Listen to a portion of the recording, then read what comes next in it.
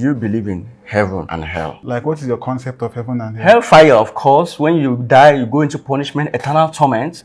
And heaven is the kingdom of God where people go, where we go when we die for enjoyment and living with God, all through in bliss and harmony till the ends of time. No ending, infinity. Okay, my question to you is, like, what is your concept of heaven and hell? Like, is it a place? I'm not the guest. Because you're not asking the question, you understand? So I need to understand your own idea of what you're asking so I can explain from your own idea. There is hell, a place of torment, a location where you just die. Go. Like, where is the location? The location is when you die. You can't be asking me location when you are still living. There's no hellfire when people are living. So when people die. Who don't die? Come back. What you say? Go hell. So I'm asking now. Get the guy who say why about go hell? But I play the hot stuff. She's burning fire. Nobody goes there and come back now, for goodness sake. So how are you expecting somebody to go there and come back? Who gave us that story? It's in the Bible, guy, for goodness sake. It's in the Bible. That's why I'm asking you. That's why I'm asking you. Whether I believe in the concept of the Bible. It's in the Bible. When you die, you go into eternal torment or punishment, which is hellfire. If you live a sinful life. If you live a righteous life, when you die, you go into heaven, which is eternal enjoyment. Okay, let me answer your question. Everything in life is about concepts. It's about concepts. One of my contents, I talked about the story of an orange seed. For instance, you, as a child, your mom told you about why you should not swallow an orange seed. If you swallow this orange seed, it's going to grow in your stomach. So she's trying to tell you that for you to get scared, so you won't swallow an orange seed. And now you go to maybe your neighbor's place they are playing, and the mom was telling you about that same orange seed. And she said, if you swallow the orange seed, that it will grow from your poo hole. Then maybe some other person now tell you that if you swallow an orange seed, it will grow from your ears. A wise kid will pick out the message from all these concepts and be like, okay, fine. The major thing is that I will not swallow orange seed. That is just the major message in all this stuff. Why is the foolish child now be arguing which concept is right? Is it the one that comes from the anus, or the one that will grow from your ears, or the one that will grow in your stomach? They're arguing which one is right. That is what everything is all about. It's just a normal concept. It's like karma. Anything you sow is what you reap. It's more like a moral check. They're keeping you in check. If you sow anything, this is what you reap. You go to church. They say if you do bad, you go to heaven. If you do good, you go to hell. You go to the social place. They tell you, say if you do bad, paradise, place of torment. You go this one, they tell you reincarnation. All a concept. They're all concepts to put us in check. If you can just pick out the truth from any of all these concepts, it's easier. That's what universal law is all about. Just understanding what is universal. I'm going to talk about some of the moral laws. The heaven and hell is like a concept that was, I think it's a Christian concept, you understand, to keep them in check. 80% of Christians are scared of hell. That's why they are still in Christianity. That is the gospel truth. 80% are still there. They are scared of hell. They'll be like, oh, more. Later now, trumpets come blow now, no come make them. I just they believe this and they go. It's not for the love of Christ or they are for the love of anything. I'm telling you the gospel truth. So take away that hell, then serve God freely. So that's just it. So the hell and heaven is more of like a concept to put Christians in check. So they tell you, say, if you don't do this thing, you go hell. If you don't do this one, you go to hell. Not using hell. You don't using the picture they paint. The fire, they burn your bones, broken bones. People are inside the pit of hell, things like this. That is the truth. I don't imagine all those things. Like, no.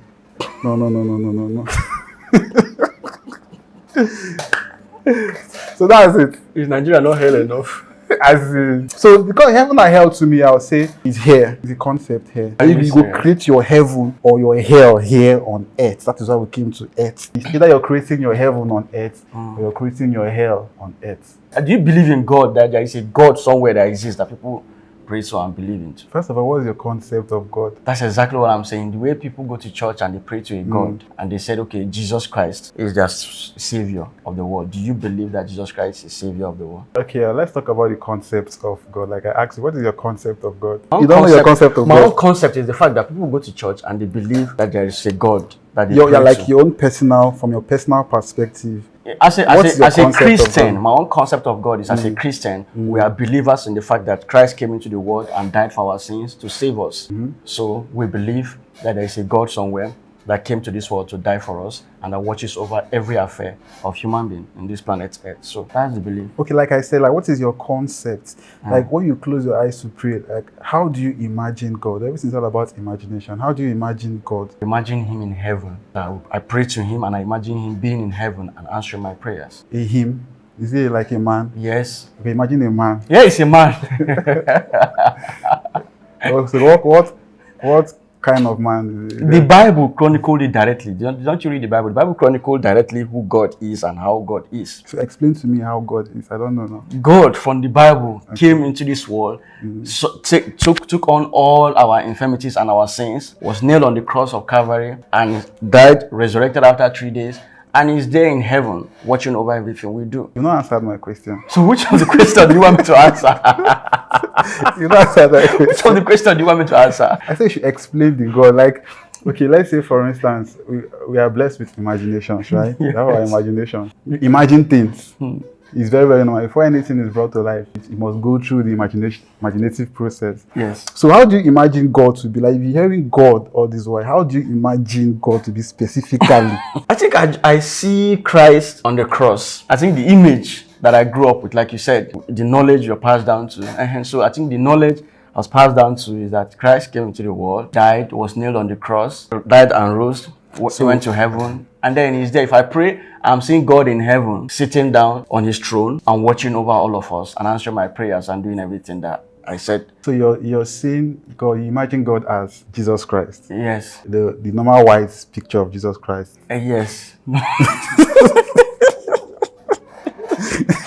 Yes. Okay, so how did you get that picture in your mind? Like I said, the Bible is the guideline. I don't read the Bible. The Bible did not describe how Jesus looked, the color of Jesus. So how did you get that picture of the Jesus, the actor that played the role, Jesus Christ? How did you get that picture in your mind? We watched that movie, Yes, so that means it was projected to you through a movie. So he could be black. What you're saying is that God could be black, could be a black man. Okay, so what I'm saying in essence is that most of the ideas we get as God were given to us from when we were born. We don't watch the Passion of Christ. You go to church, you see God's picture on that particular picture on everywhere. So it's something that was forced on us that this is who God is. So once we pray, this is who we see. So now our imagination is very, very, very, very, very important and very, very powerful. Very powerful. That is where our magic happens. That's how we create life, through imagination.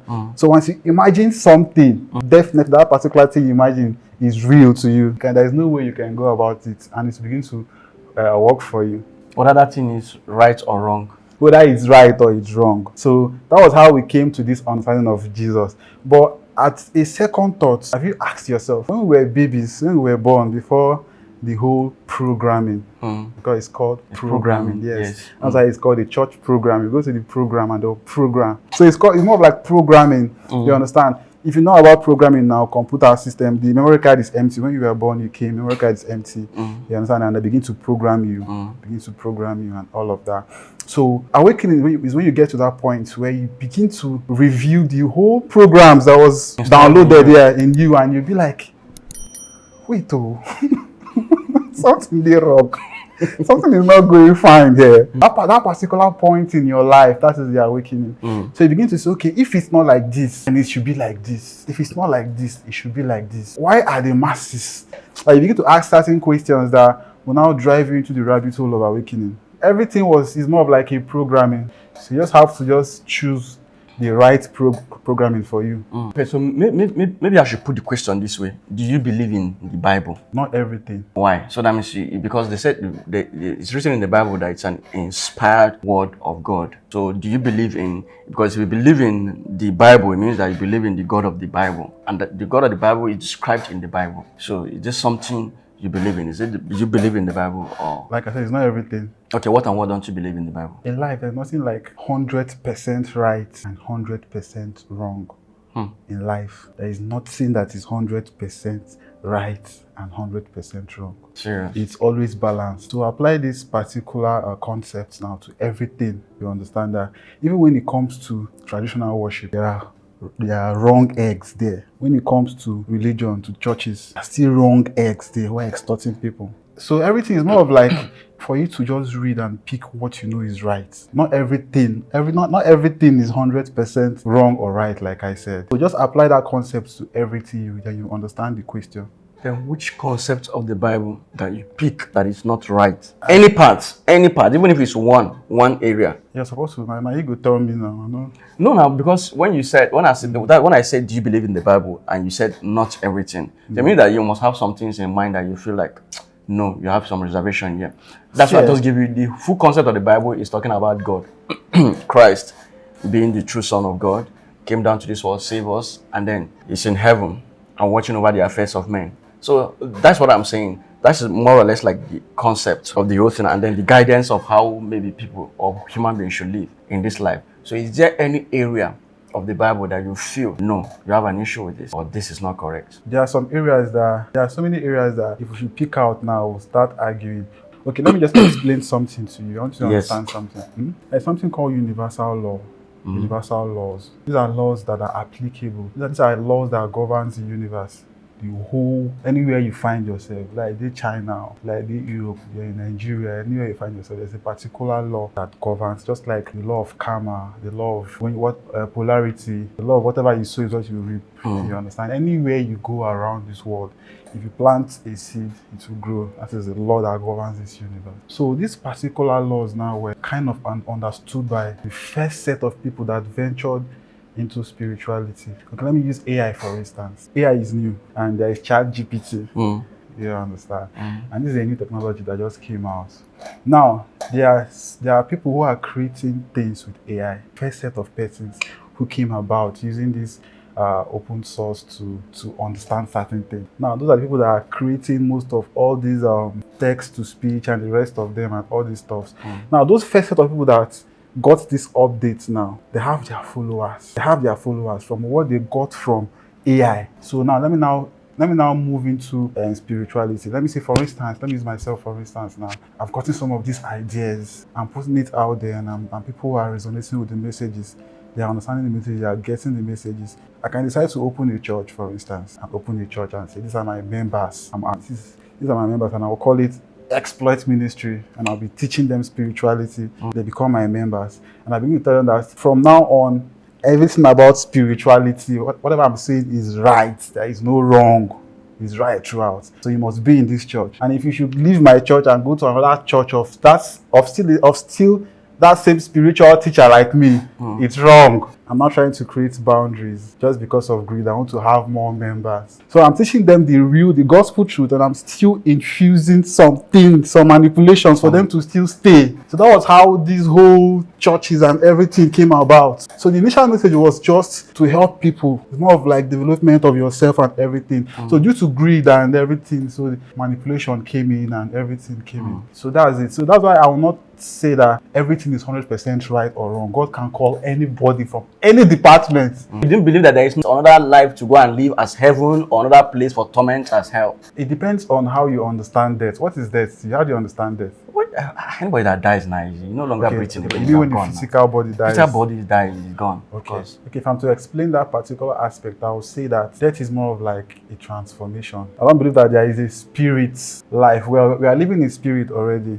So it's more of like waking up. Death is more of like waking up from this physical dream. This is just, everything here is just a physical dream. When you're sleeping, when you dream, when you sleep, do you still remember anything about this physical world? But when you're dreaming now, everything about that your dream world feels real to you. That is your reality. That is what you're observing. That is who you are experiencing. You understand? So as soon as you wake up from that dream to your physical world, that is now a dream. That is now a dream. Now this one is now your physical world. But when you're sleeping, this is like a dream, and that is your the dream world is your physical world.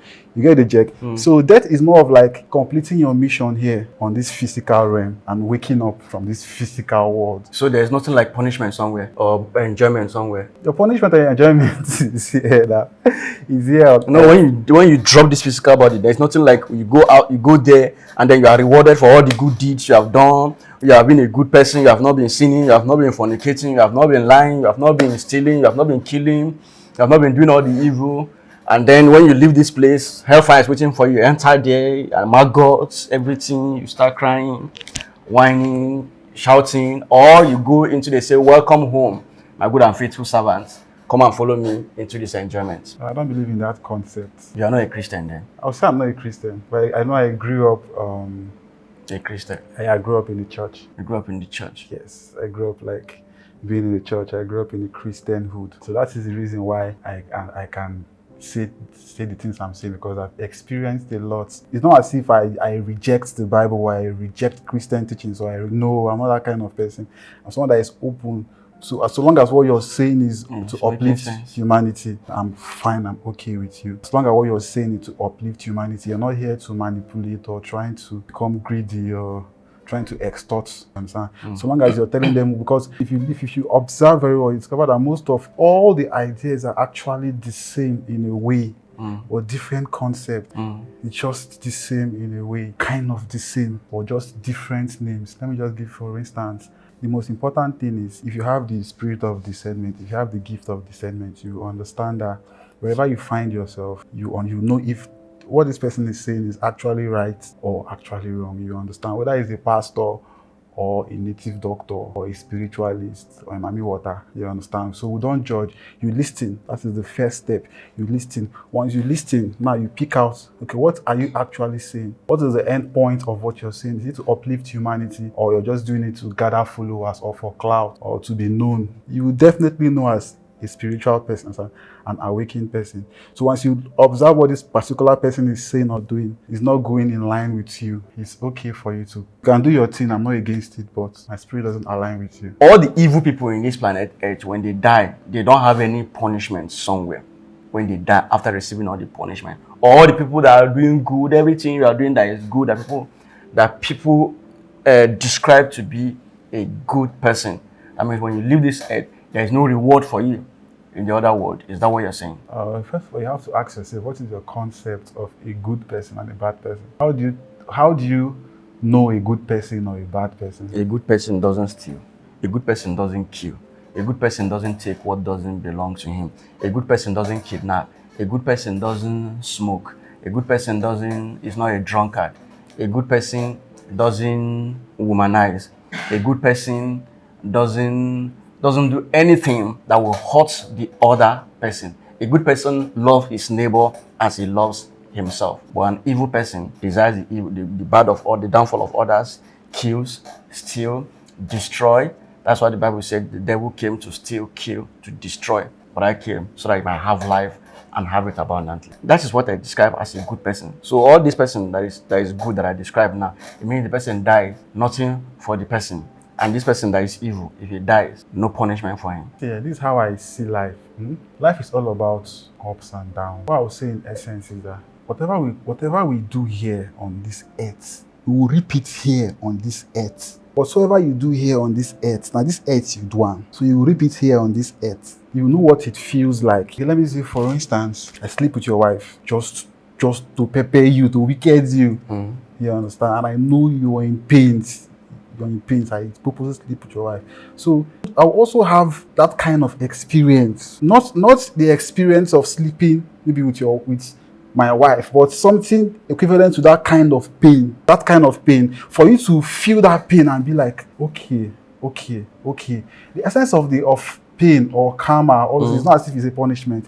It's more of like a mirror to reflect what you're doing. So everybody have gotten to this point in their life, they'll be like, this thing I do this guy, it don't make sense. Or a point where you say, because everybody will say, this particular stuff like this now. This is something that nobody will tell you. Person will come outside and can't tell you. On social media, when they talk about our inner things. But people that have done one or two things that are brutal, they have their time when they regret it. They have what they are going through that deep down, if you ask this person, why did they go through this thing? If he can open up, he will tell you, this is why.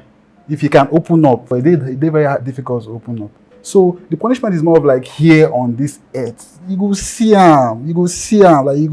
How can somebody see that kind of thing? Like many evil politicians we have, steal our resources, kill people, allow people to die, every form of evil that is going on, that they could do something about it. They didn't do anything about it. And they are living in affluence, enjoyment, everything. And you see them dying in peace with enjoyment. And then you are now assuming. Are you living their experience? No, what other experience are you going to tell me of somebody living? Are you living their experience? Which experience will be worse off than somebody being brutally murdered, maybe because of bad government or bad leadership, and then maybe the person said the person lives at his home, or maybe he's sick and he died as a sick person. Anything can kill somebody. So is that sickness a commensurate punishment for the person's negligence or for the person's murder of someone, of innocent child, or brutally killing someone? How is that no sickness a commensurate punishment to someone's murder or brutal killing of someone? We all have our different experiences. My experience can never ever be like your own experience. I have where I can tell you that I was very, very happy here, very happy, and I can tell you that, okay, this particular point broke me, but I learned something from this particular point in my life. How I see punishment, like you said, Christianity is heaven and hell. Some other people say it's karma. Like there must be a punishment for someone that does something evil. Every punishment, believe me, everything you do have their consequences. Anything you do in this life is part of the universal law. As long as if you plant something for ground, it will grow. That is a law of the universe. Just like gravity is a law. If you throw something up, it will come down. Karma is also a law. You experience it. It might not come that same pattern you're expecting. You did it. You understand? But you experience it in a way. In a different way. Yes. You're not having...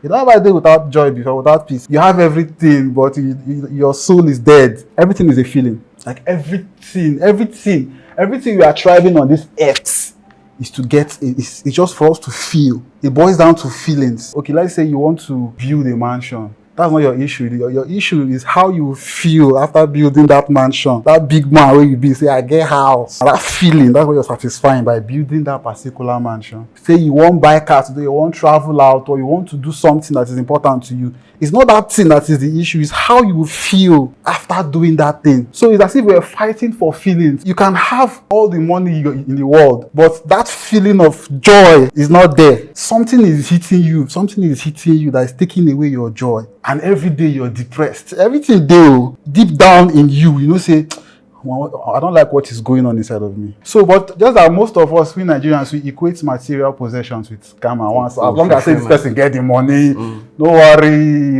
you don't better, he's enjoying his life. But it's not like that. It's not like that. Some might have some kind of a physical health problem that they are suffering. But you go see that they go to post. You go to post private jet and going somewhere. But you don't know what that person is battling when he's alone. So it's that peace that everybody is looking for. That peace, that joy, that peace. That is the most important thing in life. So how is that a commensurate, let's say you lack inner peace, how is that a commensurate punishment to brutally murdering someone? I'm trying to get the commensurate punishment that is worthy for someone that did something very terrible on this planet Earth, that you feel that since we say there's no, the concept of heaven and hell is just a concept, it doesn't really exist. What should be the commensurate punishment for someone that does something so deadly evil? It cannot just be feeling of emptiness or no joy inside of you. How is that a commensurate punishment to a very wicked person, a murderer, kidnapper, or someone that murders someone terribly? How is that a commensurate punishment? I'm trying to think of an equal punishment. Like, have you killed someone before? And I've never done. That's why I'm trying to imagine when someone goes through a painful death, like the lady that went viral the other day, that they say her boyfriend butchered her, cut off this, cut off. So those kind of pure, heartless wickedness. What should be the commensurate punishment for that kind of person? It cannot just be lack of inner peace. Because now you may be saying lack of inner peace. You know, in the Christian world, there is something also you are missing. In this Christian world that we live in, someone can do all this kind of wickedness and just, like you said, life is about feeling, and just believe that he has confessed to God, to Christ. Instantly, you receive inner peace. So this your inner peace you're talking about. The person has already received inner peace so long God in heaven that he believes in, he believes he has been healed or he has been forgiven of that terrible sin.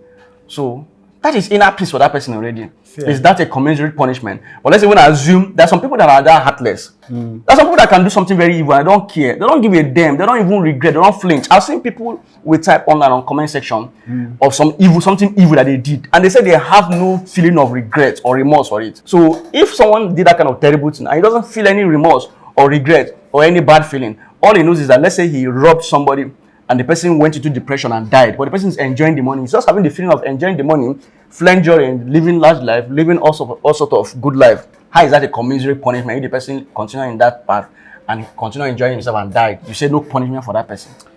You know, more of my message is about the inner world. I don't know if you've gone through some of my content. So yes. Most of my messages are about your inner. You have the outer world, you have the inner world, and the inner world is as important as the outer world. How you feel on the inside is what reflects on the outside. So my focus is more on your inner world, on your feelings, how you feel. You understand? And if you, I don't know if you've gone through some of my teachings, you understand that it's more about how you feel. Have you ever that's why I said you've not killed anyone before. If you've done something, have you ever felt guilt before, or shame? Yes, sure, of course. You felt guilt, shame. Sure. You felt shame. Sure. Is it a good feeling? Not at all. Is it a good feeling, Abi? You felt anger. It's not a good feeling, right? Will you choose to spend the rest of your life angry, sad, in shame, and in guilt? But you go get money scatter. Definitely not possible. All the time you mention that I feel guilt, shame, or sadness, they are fleeting. They passed away. After that feeling of guilt, at a point in time, it passed away, and that's all. And I get back to my normal self. Angry at some point, and it passed away, I get back to my normal self. So there is no way I can live in that state for the rest of my life. You know what they call trauma? Trauma doesn't pass away like that. If you kill someone now, if you just did 3 weeks, don't pass. There are some people that are heartless to do that.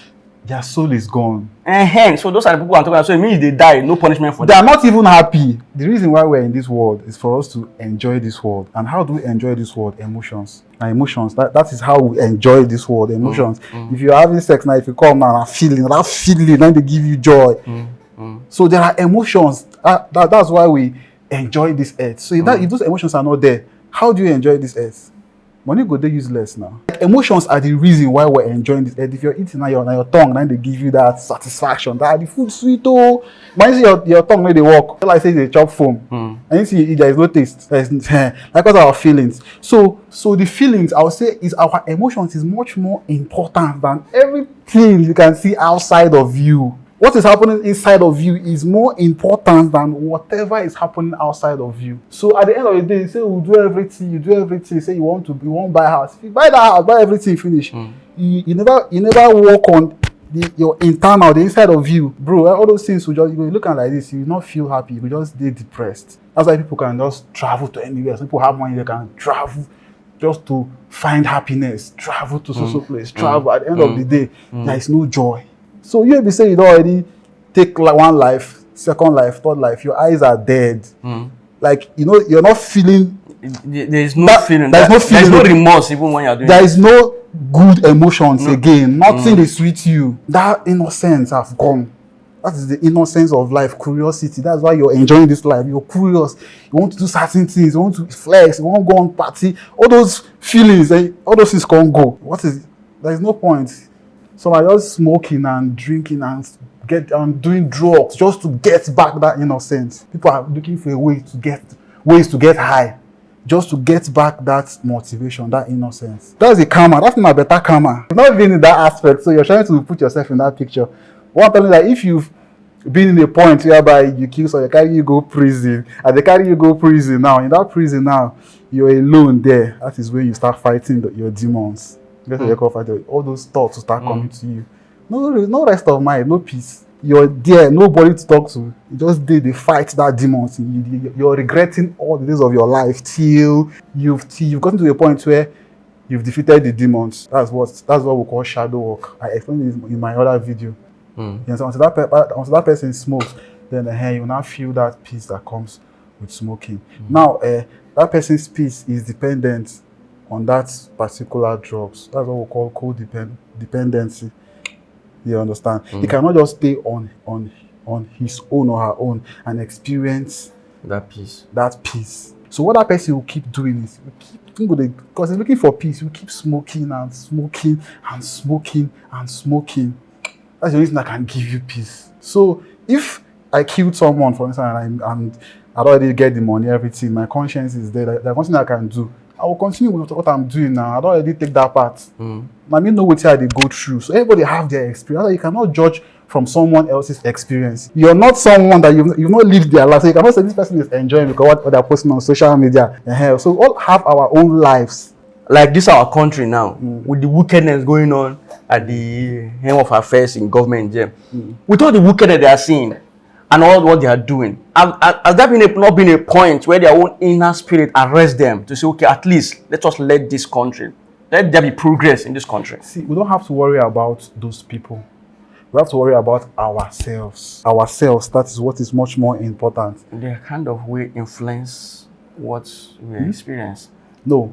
See, majority have power. So if I work on myself now and I discover that, okay, this is where my own mistakes are coming from, and I amend it, and you do the same, this one does the same, like that, the same. Others refuse to do the same. You do the same. Others refuse to do it. What now happen? The cycle, the system remains. That's what I'm saying now. That is why we're doing what we're doing right now, is for us to awaken the minds of the youth, for them to understand that almost maybe all those people will hold us, so can do it ourselves. We can bring this change by ourselves. The youth now we get the country right now. We can bring this change by ourselves. So if you're looking at the government or those people as an excuse, you go there. Once we've awakened a lot of minds and they come together, discover who they are and how powerful they are, and they can come together and do whatever they want to do for peace to reign. So that means there's nothing like, in your own world, there's nothing like a punishment after death, and there's nothing like enjoyment after death. Yes, in my own world, whatever you do is what you reap here on earth. Now, earth here, we say the Lord did that for earth. If you sow something, you go reap. If you plant, you go grow. That law is on earth. It's not anywhere. So if that same law is on earth, and here you go still reap and down. Maybe you can be doing this content now. And okay, where you were last year or last 2 years, is it the same with where you are today? Your rewards don't already ripe, your fruits don't ripe, and you're reaping the benefits now, and you still reap more as long as you keep sowing. So if you do good, you see the good. Other people do bad, they will still see the bad now, but they don't tell you. How do you describe a bad person? Who is a bad person?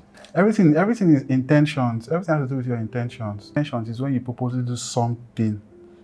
You do something just to, like when you go against the natural flow. To me, everything is intentions. Because if we say good and bad, like in one of my messages, I talked about good and bad explanation. And I give a reason that there are some certain things that are not actually bad, but society made them to seem bad.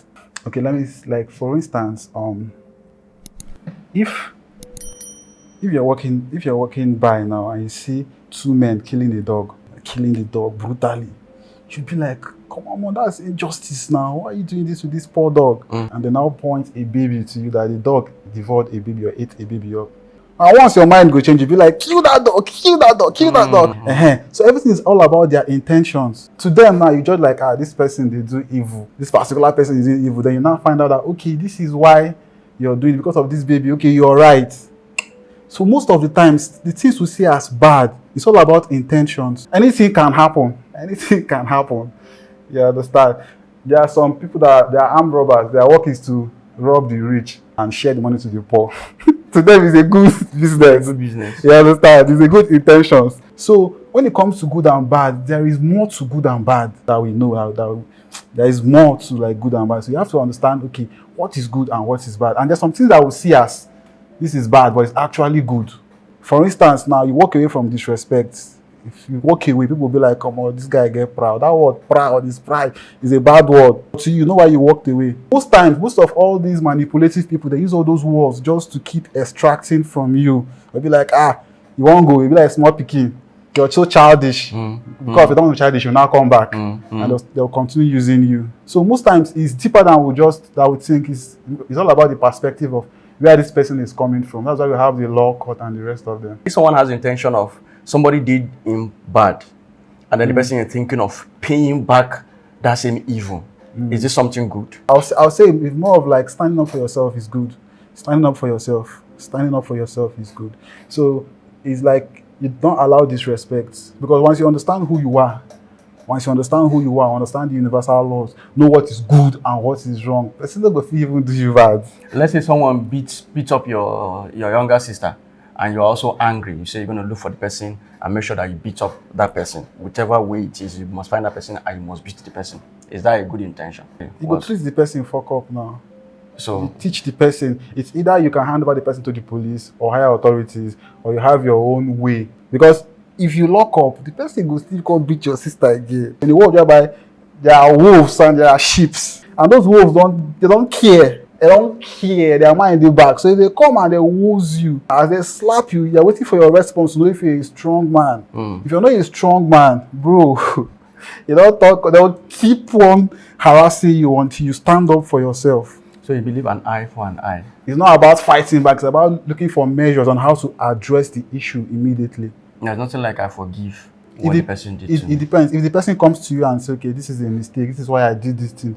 This is what the person happened. will not come back. You just forgive. Like some ladies will talk about being jilted by someone they gave part of their life to, blah, blah, blah. And at the end of the day, they are jilted. And maybe they're facing that trauma or they're feeling sad. And then someone is saying, forgive him and move on. No, we are all different. We are all different and we have different discernment. Let me use myself as an example. Okay. Me, I work with my spirit. I know my intuition is very strong. So I listen to myself. There are some cases whereby I'll be like, okay, free him. Okay. Free him, you understand? He will learn. Just free him. And there are some cases where I'll be like, you need to teach this person a lesson. If this person will repeat that same thing.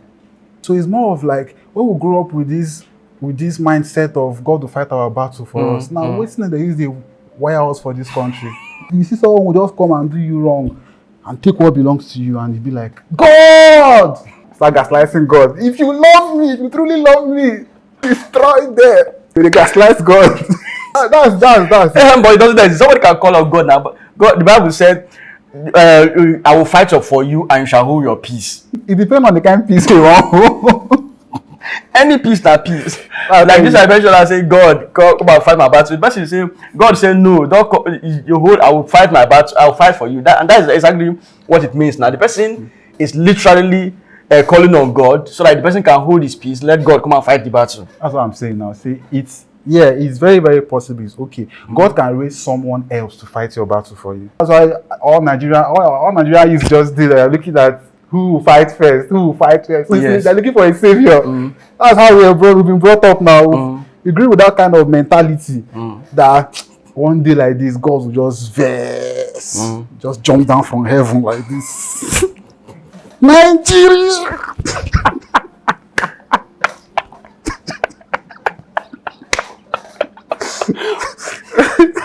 Carry for that belief. Carry K, they wipe all the politicians. You understand? So if it's something we can come together and make it right, we do it. Stop waiting for an invisible God to come and save us.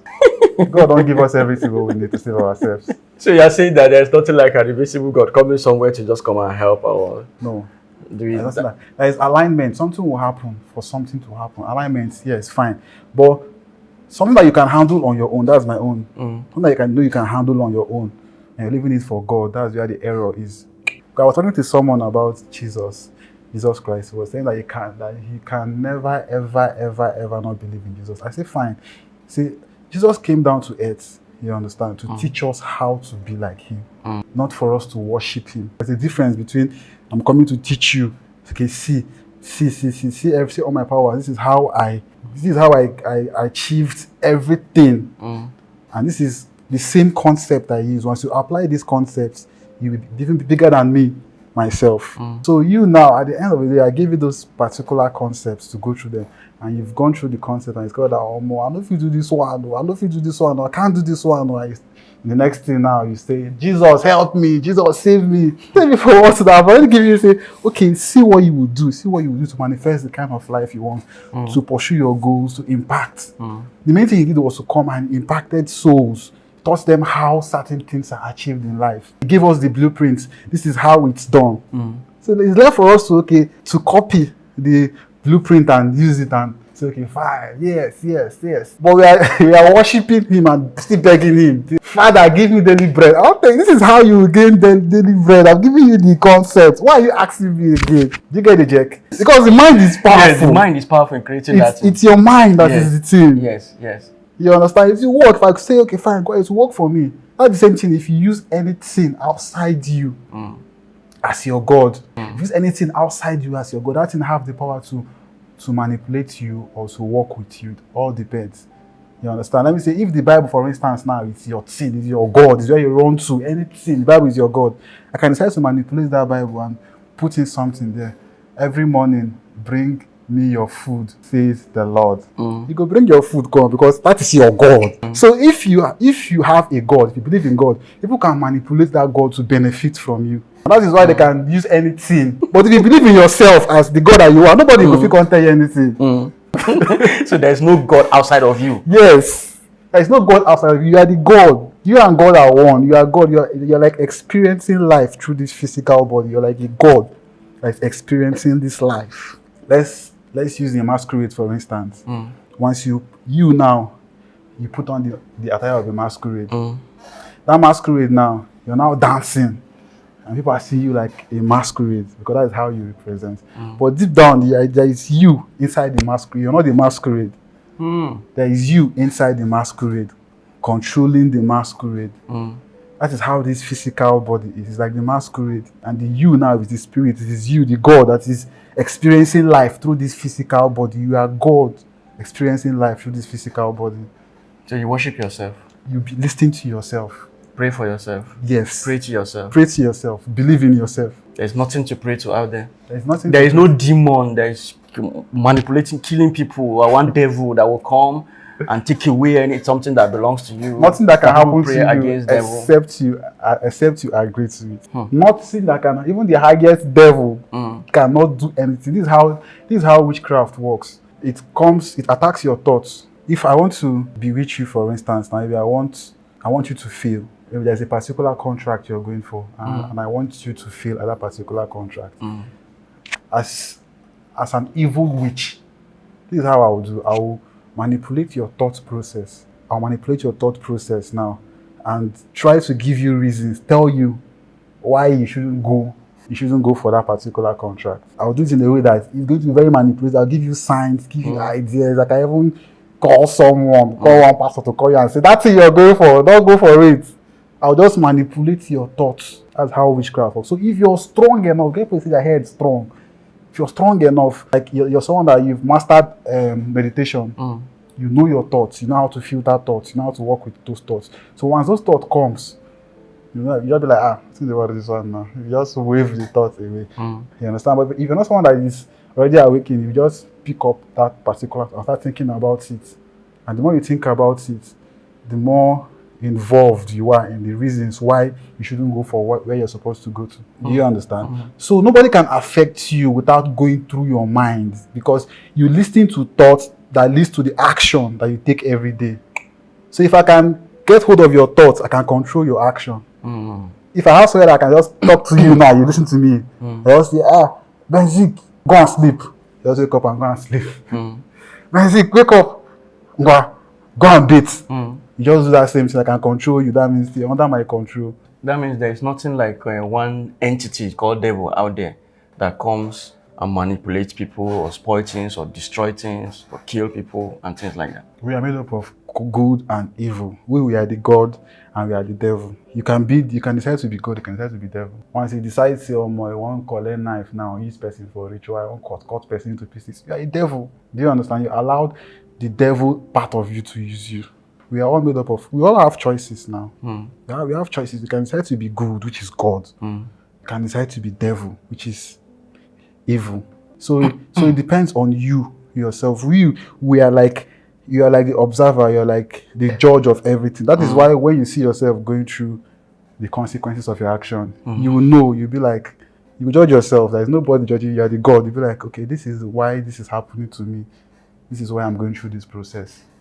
You know, you're judging yourself. Well, you know why I said there is one spiritual being. I've heard people give true life story of talking about someone die and they see ghosts, the ghost of the person coming to them. Does it truly exist? If someone said that from their perspective, if it's true, fine. I'm not in their perspective, so I don't know about that. So that means there could be a ghost-like entity or spiritual entity somewhere that could appear to people or do something to people. Of course, there are They are spiritual. We have multidimensional beings. There are spirit guides. There are ancestors. You understand? There are all those people. We are not the only one here on earth now. So that means they are spiritual. If they are spiritual guide, ghost, it means that it's not just human beings that does everything. Or you are not the only God and the spirit. It means that there's a spirit that could influence something that is outside of your own willpower. Nothing can happen outside of your own willpower. You must agree before anything happens in your life. No, some people don't agree for it now. If something happens, okay, let me give you an. If some people go on the road and have accident and they all die on the road, is it that they agree? I can attest to that. But what I would say in that aspect is that I know that death is an agreement. I know it's an agreement, but I can't talk about that because I've not really experienced.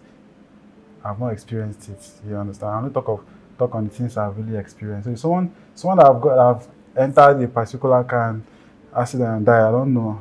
So I can't talk about that. And what could cause that one now? That's what I'm saying. It means that there could be. Don't you think that people believe that some village entities could send one demon to cause accident and kill people? I can't tell. I'm not in their experience. Just like you have your own experience. So we might have different experience. So how does your own experience now? So if it means that when you're saying you are the God, you are the devil, that's your own experience. Some people could believe that there is a God somewhere that they know that looks over them, and there is a devil also that looks over them. Just like we said now, the mind is powerful. You believe that this canon now your God, you work for you. It's not your devil, it will still work for you. It's all about mindset. So what do you have to say for someone that inside of them they know they are not feeling it, but they are afraid to question their identity or what they have believed so far?